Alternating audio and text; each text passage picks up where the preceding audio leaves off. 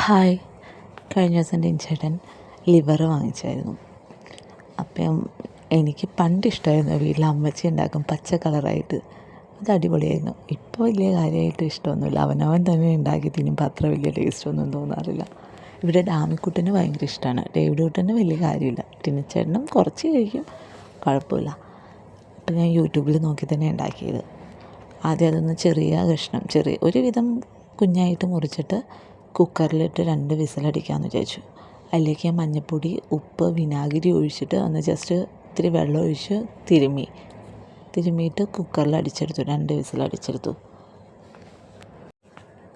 എന്നിട്ട് അപ്പോഴേക്കും ഒരുവിധം വെന്തിട്ടുണ്ടായിരുന്നു കേട്ടോ. പിന്നെ ഇതിനൊരു പാടയുണ്ട്. പാട മുറിച്ച് ഇങ്ങനെ വെന്ത് കഴിയുമ്പോഴേക്കും നമുക്ക് പൊളിച്ച് കളയാം. അങ്ങനെ പൊളിക്കാനുണ്ടായിരുന്നു. അപ്പം ഇത് വേവിച്ചിട്ടൊന്ന് ആറാൻ വെച്ച് കഴിഞ്ഞപ്പോഴേക്കും നീളത്തിലാണ് അരിയുക. അമ്മച്ചിക്ക് അങ്ങനെയായിരുന്നു വെക്കാറ്.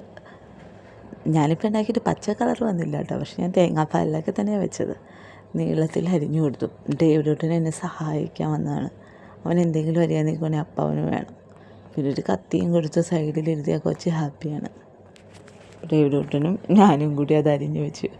ഡേവിഡ് കുട്ടൻ്റെ തല പിരികത്തിൻ്റെ പുറത്ത് പൊട്ടിയിരിക്കുക. കഴിഞ്ഞ ദിവസം ജനലിൻ്റെ മുറിഞ്ഞ് സ്റ്റിച്ചിട്ടിരിക്കുകയാണ്.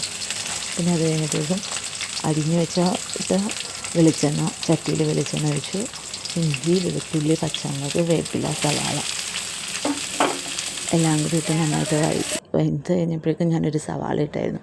പിന്നെ മഞ്ഞൾപ്പൊടി, മുളക് പൊടി, മല്ലിപ്പൊടി, മസാലപ്പൊടി, വിനാഗിരി ഒഴിച്ചപ്പോഴേക്കും സെറ്റായി. അപ്പോൾ അത്രയേ ഉള്ളൂ. Thank you. എല്ലാവരും സബ്സ്ക്രൈബ് ചെയ്യണേ.